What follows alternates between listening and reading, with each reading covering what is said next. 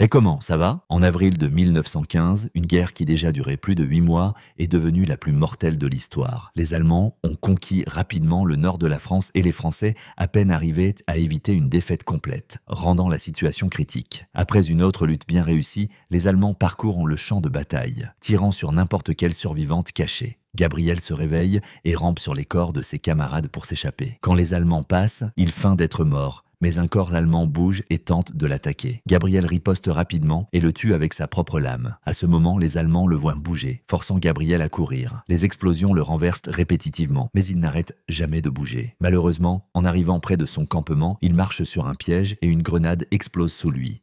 Pendant ce temps, dans un club dans les banlieues parisiennes, le baron se rencontre avec Gruber pour discuter d'un travail. Gruber a payé au baron pour trouver un laboratoire secret, mais encore n'a pas obtenu de résultat. Le baron garantit que son agent est sur le cas, mais veut savoir pourquoi le laboratoire est si important. Gruber, irrité, se refuse à donner plus de détails et donne au baron 24 heures pour conclure le service. À l'hôpital militaire, Gabriel encore est vivant, mais sur un fil. Un médecin informe que son épouse est venue le visiter, mais Gabriel refuse de la laisser le voir dans cet état. Le médecin remet une photo de la famille apportée par l'épouse et Gabriel, se sentant coupable, tente de regarder par la fenêtre pour la trouver, mais finit par tomber. La nuit, un groupe de scientifiques mystérieux arrive à l'hôpital et Gabriel entend le médecin discutant avec eux. Marthe applique une injection à un patient dont le corps tremble pendant plusieurs minutes avant de s'effondrer. Alors, Gabriel reçoit la même injection, ses yeux deviennent que noirs et il s'évanouit. Les scientifiques concluent qu'il est compatible et l'emmènent. Bientôt, Gabriel et un autre patient arrivent au laboratoire secret dans les Grands Moulins de Paris. Les scientifiques garantissent à lui qu'ils vont le réparer et informeront son épouse sur sa localisation. Au club, la foule observe le délégué ouvrir une boîte et trouver une arme. Il se refuse à la prendre. Alors, Gisèle commence à parler directement dans son esprit pour le forcer. Elle demande s'il mourrait par amour et contrôle sa main pour placer l'arme contre la tête de lui. Après un compte à rebours, elle le force à tirer la gâchette. Mais rien n'arrive. Gisèle alors l'embrasse et ouvre la bouche, révélant une balle, impressionnant la foule avec son tour de magie. Après le spectacle, le baron demande à Gisèle d'obtenir des informations du technicien de laboratoire. Elle n'aime pas le travail, mais accepte d'accélérer le processus après que le baron rend sa clé. Au milieu de la nuit, Gabriel se réveille en entendant quelqu'un crier. Il utilise des outils chirurgicaux pour forcer la serrure et sort de sa chambre, se faufilant soigneusement pour éviter d'être vu. En entendant un garde s'approchant, il entre dans une chambre aléatoire et trouve le corps de l'autre patient avec du sang sur le visage et des veines noires. Gabriel s'évanouit avec le choc et les scientifiques le trouvent. Le matin suivant, Gisèle prend la photo d'un technicien de laboratoire et commence à utiliser ses pouvoirs qui laissent ses yeux noirs, faisant l'homme marcher par le laboratoire et regarder une carte du bâtiment qu'elle note rapidement. Elle aussi copie des informations de documents. En tentant d'entrer dans une autre salle, le technicien est barré par un collègue pour ne pas avoir d'autorisation. Gisèle le fait demander des excuses et termine le sortilège. Plus tard, le baron vérifie les informations et les envoie à Gruber. La prochaine fois que Gabriel se réveille, il reçoit la visite du colonel Miro, directeur du laboratoire. Il explique qu'ils ont essayé de sauver l'autre patient, mais il n'a pas résisté au traitement. Le laboratoire travaille sur un sérum avec des propriétés uniques qui peut récupérer Gabriel complètement, mais il doit choisir entre courir le risque ou rentrer à la maison avec le visage déformé. Si le sérum fonctionne bien, son corps sera amélioré et il rejoindra une unité d'élite, les Sentinelles. Gabriel accepte la procédure et est emmené dans une autre salle où il est attaché à une table. Ils injectent le sérum, ses veines deviennent noires et il commence à avoir des convulsions. Les scientifiques perdent espoir et se préparent à lui tirer dessus par pitié, mais les convulsions s'arrêtent et son cœur cède. Soudainement, une équipe de soldats allemands mené par Gruber, envahit le bâtiment tuant des scientifiques avec des armes et des lance-flammes. Miro ordonne que ses hommes collectent les documents importants sur le sérum et évacuent en prenant un livre appelé Projet Atlas du coffre. Un garde tente de riposter, mais Gruber utilise un scientifique comme bouclier et l'abat. Gruber aussi trouve le technicien de laboratoire utilisé pour la fuite d'informations et le tue. Les Allemands fouillent tout, mais ne trouvent pas les documents du sérum. Un soldat trouve les deux principaux scientifiques derrière la formule et les brûle avec un lance-flamme. Pendant ce temps, Marthe est cachée sous la table de Gabriel. Un soldat allemand entre et poignarde le corps par précaution. Soudainement, Gabriel se réveille avec les yeux noirs et attrape le soldat par le cou, le tuant. Plus de soldats entrent, mais la table est vide. Gabriel apparaît derrière et un soldat tente de l'attaquer, mais est facilement maîtrisé. Les autres soldats tirent sur Gabriel quelques fois, mais pas le suffisant pour l'arrêter. Il les défait avec des réflexes et une force améliorée, cassant des colonnes et des meubles. Avec tous les ennemis au sol, Marthe tente de s'approcher, mais Gabriel l'attrape par le cou aussi. Heureusement, il reprend conscience à temps pour la lâcher. Quelques heures plus tard, les Allemands sont partis et Miro perçoit que tout le projet a été détruit. Gabriel est inconscient mais stable. Même ainsi, Miro envoie un messager pour informer l'épouse de Gabriel, Irène, qu'il est décédé. Dans ses rêves, Gabriel voit un mystérieux soldat allemand qui se tourne et demande qui il est. Il alors se réveille avec les yeux noirs à nouveau. Dans un fort en Allemagne, ce soldat mystérieux est informé des résultats de la mission. En sachant qu'il y a une nouvelle sentinelle, il dit déjà avoir senti sa présence. Quelque temps après, Miro converse avec un général de l'armée qui confirme l'existence d'un traître dans le projet. Ses services ont intercepté un message allemand avec le nom Gruber. Les sentinelles ont besoin de se préparer pour le trouver. Pendant ce temps, Marthe vérifie les blessures de Gabriel et note sa rapide cicatrisation. Il dit ne pas sentir de douleur et ne pas se souvenir beaucoup de l'attaque en demandant des excuses. Marthe garantit que c'est un effet collatéral commun du sérum et collecte un échantillon de sang. Regardant ses tatouages, elle perçoit qu'il a passé du temps en prison. Quand Gabriel est presque guéri, Miro annonce son transfert vers le campement des Sentinelles. Gabriel veut voir sa famille avant de partir, mais Miro explique qu'il croit qu'il est mort. Le projet Sentinelle est secret et les civils ne peuvent pas savoir. Après la guerre, Gabriel pourra les voir à nouveau. Il reste irrité. Alors, Miro souligne que les Allemands pourraient mettre sa famille en danger et que refuser le secret le rendrait un déserteur. Au laboratoire, Marthe teste le sang de Gabriel et découvre que ses cellules absorbent le sérum,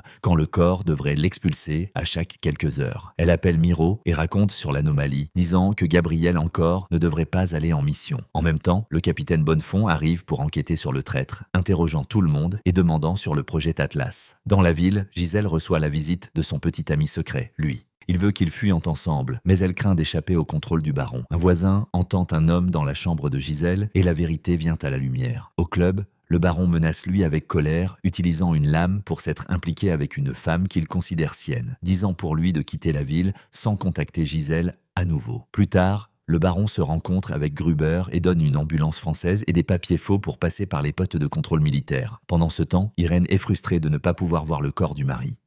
Et l'hôpital militaire refuse de répondre à ses appels. Comme journaliste, elle devrait obtenir un laissez-passer pour visiter l'hôpital, mais son chef refuse de signer. Après le service, Irène entre furtivement dans le bureau du chef et utilise le tampon de lui pour obtenir le laissez-passer. À la base des Sentinelles, Gabriel connaît ses nouveaux compagnons et fait un tour. Le sergent Bazac ne s'impressionne pas et l'avertit sur les dangers du sérum. En particulier, Bazac gère une douleur insupportable dans les mains. Gabriel est emmené à l'arsenal, où il découvre que les sentinelles utilisent des armures spéciales qui couvrent tout le corps, avec un espace dans le casque pour plus de sérum respirable pendant les combats. Bientôt, les sentinelles reçoivent des nouvelles et des mouvements de Gruber et sont ordonnées de le capturer vivant pour l'interroger. L'équipe voyage vers un lieu dans la forêt et met ses masques pleins de sérum. Gabriel reste étourdi pour un moment mais se récupère rapidement. Dans un aéroport particulier, Gruber embarque dans un zeppelin pour Berlin. Une sentinelle monte furtivement sur le toit et étrangle rapidement un garde avec une chaîne.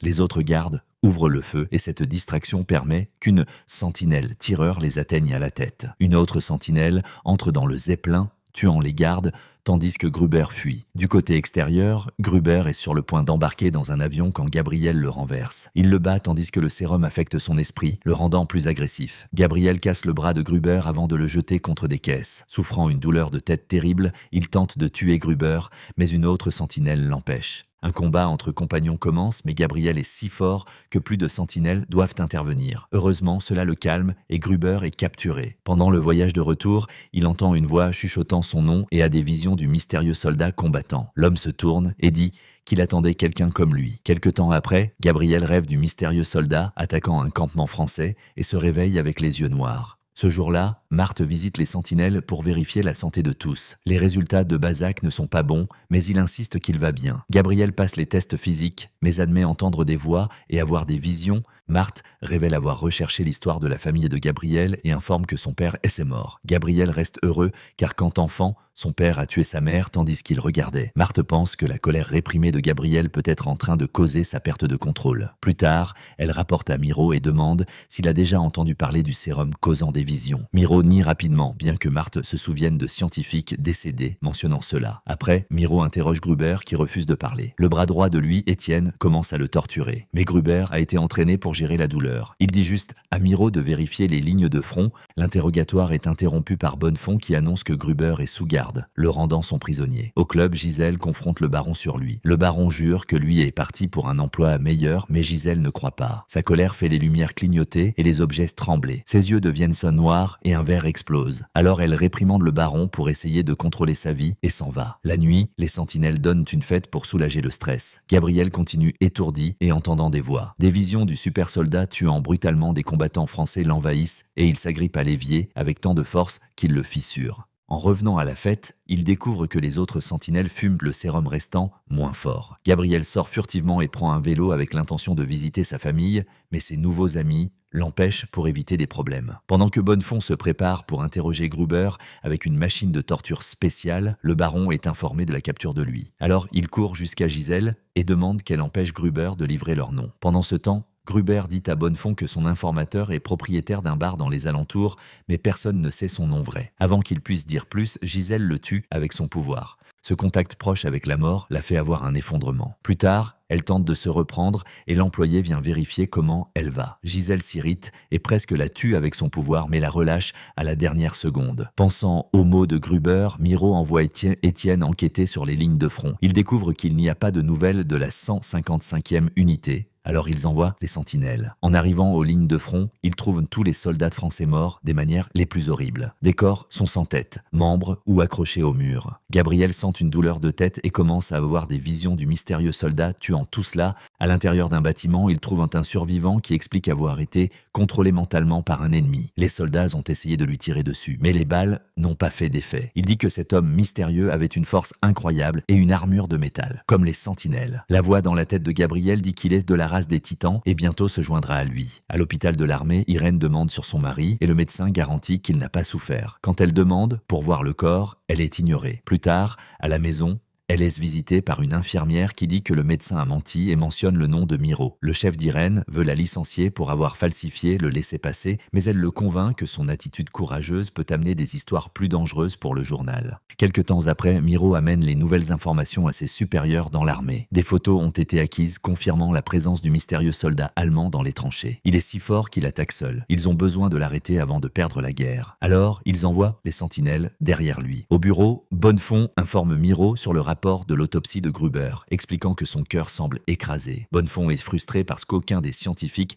ne veut partager des informations et tous les dossiers de l'année 1905 sont manquants. Mais Miro aussi refuse de répondre à ces questions. Pendant ce temps, Marthe connaît un nouveau jeune soldat qui a eu une balle retirée du poumon et s'est porté volontaire pour le programme. Il est attaché à une table et reçoit l'injection. Alors, bientôt son corps commence à convulser. Quand le sang commence à jaillir de sa bouche, Marthe décide de tirer dans la tête de lui par pitié. Au club, le baron est informé que la police est en train de faire des recherches dans les banlieues et demandant sur Gruber. Il dit à ses fonctionnaires de ne pas se préoccuper car il a tout sous contrôle et promet qu'il ne travaillera plus avec les Allemands. En particulier, lui trouve Gisèle et montre les papiers faux qu'il a acquis. Il demande qu'elle soit prête pour partir dans 1 heure. Dans les tranchées de la forêt cadre, les sentinelles trouvent quelques soldats français. Ils sont piégés là il y a un temps, sans nouvelles de la base. Les sentinelles demandent des directions pour une usine dans la zone et les soldats les avertissent de ne pas aller là parce qu'il y a un démon sanguinaire qui tue n'importe qui s'approche trop. Après expliquer qu'ils sont là pour tuer ce démon et se reposer un peu, les sentinelles continuent à bouger. Éventuellement, le groupe arrive à une usine abandonnée et trouve des corps accrochés partout. Soudainement, le super soldat ouvre le feu depuis les ombres, alors les sentinelles courent pour s'abriter et ripostent. Le tir dure plusieurs minutes. Alors l'équipe accepte de se diviser. Quelques sentinelles maintiennent l'ennemi distrait avec plus de tirs, tandis que les autres tentent de le surprendre par derrière. Malheureusement, leur opposant les voit arriver et tire sur eux aussi. Bientôt, tout le sérum dans le casque fait Bazac s'évanouir et commencer à vomir du sang. Il dit à son équipe de continuer sans lui, tandis qu'il fait une pause pour se récupérer. Ses mains commencent à trembler, alors sont nécessaires quelques coups pour les contrôler. Ce délai donne du temps aux soldats mystérieux pour se cacher. Derrière une grande machine, ils trouvent un soldat français poignardé qui encore est vivant. Soudainement, l'ennemi assume le contrôle de l'esprit de l'homme et le force à activer une grenade. Une grande explosion arrive, jetant en arrière la moitié de l'équipe. Tandis que Gabriel tente de se récupérer, il a une vision du mystérieux soldat s'approchant d'un compagnon d'équipe par derrière. Il crie pour l'avertir, mais est trop loin. L'ennemi attaque la sentinelle et un combat violent commence. Mais peu importe combien la sentinelle tente, le soldat mystérieux est trop fort et le jette par-dessus la rambarde. Il sort une lame double et le poignarde dans le dos. Ce que Gabriel peut voir dans sa vision, le soldat mystérieux jette le corps d'une tour avant de disparaître et les sentinelles disent adieu à leur ami avant qu'il ne meure dans les bras de Bazac. Plus tard, à la base, la sentinelle tombée reçoit un enterrement approprié. Cependant, les supérieurs encore se refusent à contacter la famille, disant que ce sera fait après la fin de la guerre. Bazac remercie privément ses compagnons d'équipe pour ne pas raconter au chef sur son effondrement. Pendant ce temps, Miroth informe ses supérieurs que le mystérieux soldat a des habiletés de contrôle mental qu'ils avaient l'habitude de voir dans le projet Atlas. Miroth est instruit de maintenir le secret pour l'instant, car Bonnefond encore est en train de fouiner. Il est actuellement en train d'essayer de comprendre le code du carnet de Gruber et perçoit que la dernière page mentionne une livraison de matériel connecté à l'invasion du laboratoire. Il demande à Étienne sur cela, mais l'homme jure que rien n'était manquant après l'attaque. Après, il examine de plus près le corps brûlé du scientifique principal et perçoit quelques irrégularités dans ses dents. Il appelle Miro et l'informe que ce n'est pas le corps du scientifique qui a inventé le sérum. Les Allemands l'ont kidnappé et ont laissé un autre corps derrière pour les tromper. Au club, le baron découvre que Gisèle a disparu avec ses bonnes choses et envoie son personnel pour la trouver. Bientôt, il reçoit un rapport disant que toutes les informations que lui a données sur lui-même quand ils l'ont engagé sont fausses. Il se demande si l'acte de lui était un piège pour attraper Gisèle tout lent. Pendant ce temps, lui seulement obtient des passages pour un navire qui part dans 2 jours. Alors lui et Gisèle se cachent dans un appartement abandonné. Lui maintient Gisèle docile, mettant secrètement un sédatif dans sa boisson. Dans la ville, Irène rencontre un journaliste qui partage une histoire qu'il a couverte beaucoup d'années auparavant. Un homme avec les yeux injectés de sang a tué des dizaines de personnes dans la rue et a été abattu par la police. Le corps a disparu à la morgue et le journaliste a découvert que ce fut Miro qui l'a pris. Le journaliste a essayé d'enquêter sur Miroth aussi, mais à partir de 1905, il n'y a pas d'enregistrement de lui. Il peut seulement donner à Irène le nom d'un témoin oculaire. Après voir son ami mourir sans que sa famille ne sache, Gabriel décide de sortir furtivement au milieu de la nuit. Il conduit jusqu'à son ancien appartement et prend la clé cachée pour entrer, ignorant la tante d'Irène dormant sur le canapé. Gabriel va parler avec son fils dans le berceau. À ce moment, Irène revient. Alors, Gabriel reste caché tandis qu'elle converse avec sa tante. Quand Irène sort, Gabriel la suit par la ville. Il vole un chapeau et un masque d'un mendiant endormi pour couvrir le visage. Irène va dans un quartier suspect et entre dans un bar rencontrer le témoin oculaire qui raconte sur la scène assassin fou. Il avait une force surnaturelle et des tatouages partout sur le corps. Après la fin de l'interview, Irène tente de sortir, mais un homme continue à la harceler. Gabriel intervient immédiatement et force le gars à sortir. Irène veut parler avec lui. Cependant, Gabriel sort rapidement du bar. Tandis qu'il traverse la rue sous le pont, le harceleur et sa bande le bloquent et le renversent. Tandis qu'ils enlèvent son masque, Gabriel se sent étourdi et a une vision du mystérieux soldat. Soudainement, il pète les plombs et commence à battre la bande. Il perd le contrôle et finit par tuer la majorité d'entre eux. Le harceleur tente de ramper pour loin et Gabriel se souvient de comment le mystérieux soldat a tué son compagnon d'équipe. Comme s'il était en transe, Gabriel copie les mouvements de l'ennemi pour tuer cet homme aussi. Au laboratoire, Marthe est en train de faire quelques tests quand elle entend un bruit étrange. Elle prend son arme avant d'enquêter à peine pour trouver Gabriel recroquevillé dans un coin. Marthe collecte un échantillon de son sang tandis qu'il partage ce qui est arrivé. Il n'a pas pris le sérum extra. Alors Marthe se demande si son corps est en train de commencer à sécréter le sien propre. Gabriel ne veut pas se réunir avec sa famille ainsi. Alors Marthe promet de l'aider. À la maison, Irène dit à sa tante qu'elle pense qu'elle a vu Gabriel. Alors, elle se rencontre avec un contact dans le gouvernement qui lui donne les profils des soldats qui correspondent à la description du témoin oculaire. Il avait essayé d'enquêter sur Miro aussi,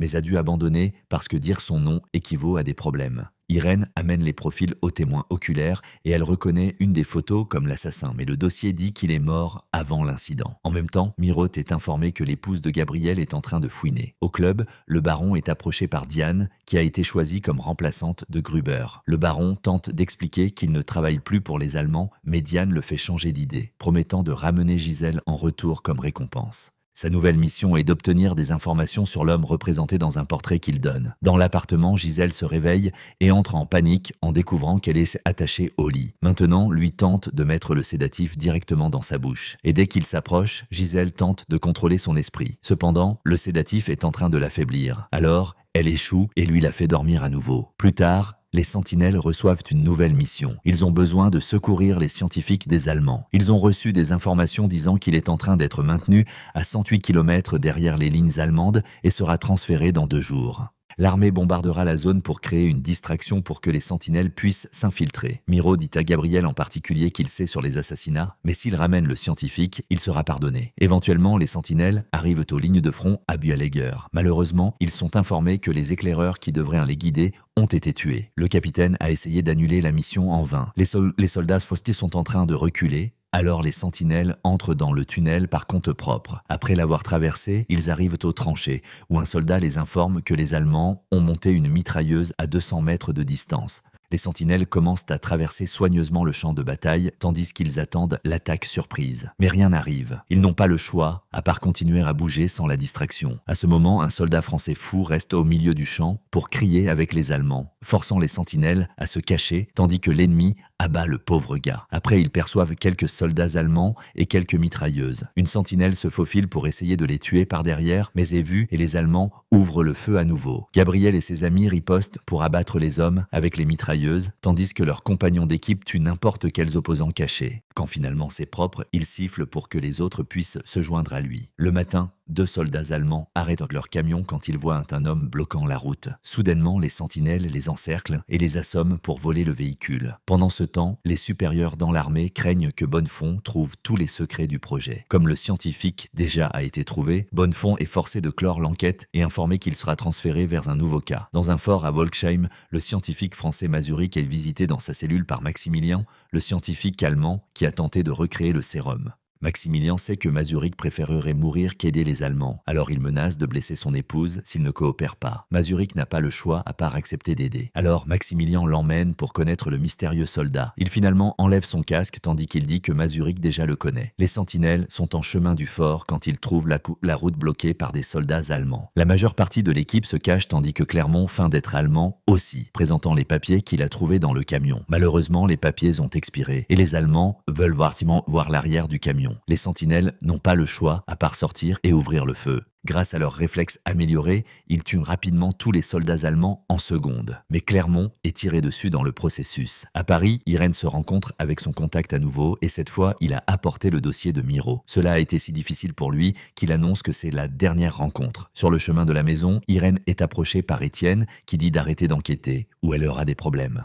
Pendant ce temps, un policier reconnaît le portrait du baron comme Gabriel. Le baron achète le dossier de Gabriel de la police et le livre à Diane, qui promet des nouvelles sur Gisèle bientôt. La nuit, il tente d'utiliser un sortilège pour trouver Gisèle sans succès. À ce moment, il est informé que les Allemands finalement l'ont trouvé. Dans les égouts, lui est sur le point de livrer Gisèle aux Allemands. Mais à ce moment, le baron et son garde arrivent, ils ouvrent le feu et les Allemands tirent quelques balles en retour avant de fuir. Alors, le baron tire dans la jambe de lui et exige des informations. Mais il dit qu'il a seulement pris l'argent sans obtenir de nom. Le baron veut le tuer, cependant, Gisèle l'empêche. Quand ils retournent au club, Gisèle utilise son pouvoir pour forcer lui à abandonner. Au laboratoire, Marthe pense qu'elle a fait une avancée avec le sérum. Elle est interrompue par Miroth qui l'informe qu'ils ont amené le prochain cobaye. Son nom est Aria et qu'elle a été dans le couloir de la mort pour assassinat. Elle accepte de prendre le sérum, car c'est son unique chance de survivre. Aria est attachée à la table et reçoit le sérum, alors son corps commence à convulser.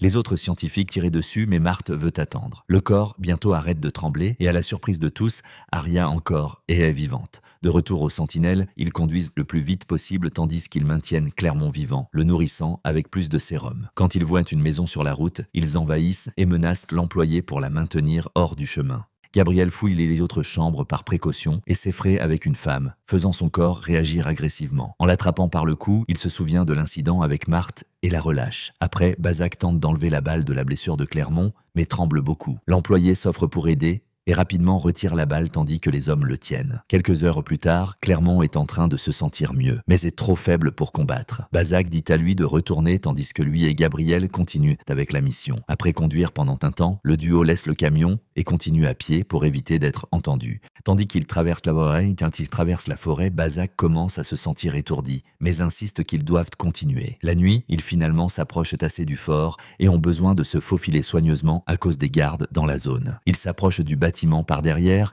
et restent méfiants quand ils ne trouvent aucune sécurité, mais avancent quand même. Utilisant un trou dans le toit, les sentinelles entrent dans le fort. Malheureusement, le mystérieux soldat et son équipe attendent pour eux dans le tunnel et les capturent immédiatement. Minutes plus tard, un Gabriel enchaîné est visité par le super soldat qui explique qu'il avait l'habitude de faire partie du projet Atlas de Miro. Après enlever le casque, l'homme attrape Gabriel par les cheveux et dit qu'ils ont réussi à survivre à l'expérience grâce à une anomalie dans leur sang. Le sérum fut seulement le déclencheur. Le super soldat promet de rendre Gabriel plus puissant et place un masque sur son visage, le faisant crier. Gabriel a une vision de lui-même étant tiré dessus par des soldats français tandis que son ravisseur dit que l'armée va vouloir le tuer quand ils découvriront qui il est réellement. La vision change pour montrer le super soldat, tandis qu'il demande à Gabriel de se joindre à lui. Quelque temps après, Bazak est amené dans la même cellule et trouve Gabriel évanoui sur le sol. Le super soldat force Gabriel à se lever, disant qu'il est en train d'être empêché par son humanité. Il alors place une lame dans la main de Gabriel et dit à lui de tuer Bazak. Gabriel tombe à genoux tandis qu'il tente de résister au contrôle mental. Mais le super soldat est trop fort et il finit par renverser son ami. Bazak continue utilisant des mots pour essayer d'atteindre Gabriel qui soudainement fige. Une vision de son épouse apparaît derrière lui, appelant son nom. Et Gabriel crie en lâchant la lame sans blesser Bazak. Au laboratoire, Arya a utilisé sa nouvelle force pour s'échapper de la table et tue plusieurs scientifiques. Des gardes tentent de l'arrêter dans le couloir, mais elle les renverse facilement, montrant des réflexes incroyables. Plus de soldats arrivent pour lutter contre elle. Cependant, Marthe parle avec Arya avec gentillesse, la faisant se calmer. Plus tard, Miro reste si impressionné par la performance d'Arya que Marthe le convainc de donner accès au dossier du projet Atlas. Elle reste choquée en sachant qu'au début des centaines de soldats qui ne se sont pas portés volontaires ont été tués dans l'expérience. Quand un message urgent arrive au fort de Berlin, Bazak est livré à un soldat qui le mènera jusqu'à la frontière. Pour son choc, ce soldat est Clermont déguisé. Dans la cellule de Gabriel, Clermont place le casque sur lui et le libère. Le groupe se faufile vers un tunnel et abat quelques gardes tandis qu'il demande sur Mazuric. Un garde pointe dans la direction correcte et les sentinelles continuent à tuer des soldats. Tandis qu'ils avancent, ils trouvent Mazuric dans sa cellule et le sortent tandis que plus d'Allemands apparaissent pour les arrêter. L'alarme sonne dans le fort et le super soldat entend des tirs. Une bombe explose dans le tunnel, mais n'est pas suffisante pour arrêter les sentinelles qui continuent avançant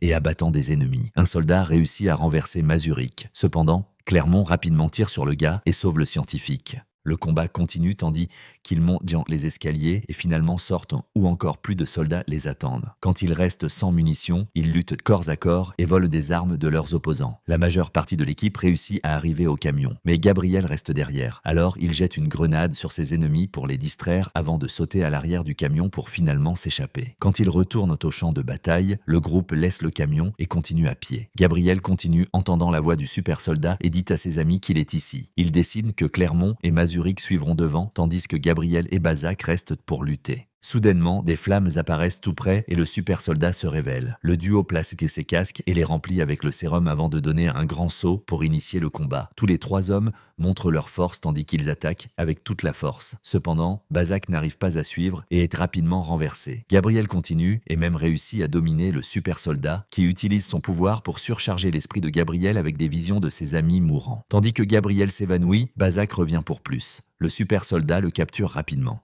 Alors Bazak actionne une mine et l'explosion les lance à travers les airs. Malheureusement, Bazak perd un bras dans le processus. Le super soldat marche sur la blessure et se prépare pour le tuer. Mais à ce moment, Gabriel utilise son pouvoir pour contrôler l'esprit de l'homme. Après quelques luttes, il réussit à le renverser et commence à le poignarder dans le cou. Bazak l'aide à bouger et ensemble, ils le décapitent. Le groupe retourne avec succès à la base et Bazak félicite Gabriel pour gagner le contrôle de ses pouvoirs. Il souligne que personne n'osera chercher des ennuis avec lui après cela et peut-être il pourra se réunir avec sa famille. Gabriel voit une opportunité et sort furtivement à nouveau. Pendant ce temps, Marthe se rencontre secrètement avec Bonnefond. Elle est fatiguée de l'expérience inhumaine de Miro, alors elle accepte d'aider Bonnefond à l'attraper. À Paris, Étienne entre dans l'appartement d'Irène et la trouve saignant sur le sol. Il arrive que les hommes du baron déjà ont été là et ont kidnappé le bébé, qui maintenant est en train d'être livré à Diane. Quand Gabriel finalement arrive à la maison, il trouve Irène morte sur le sol, terminant ainsi la première saison de Les Sentinelles, série de fiction scientifique et fantasy de 2023. Et moi je t'attends dans la prochaine vidéo.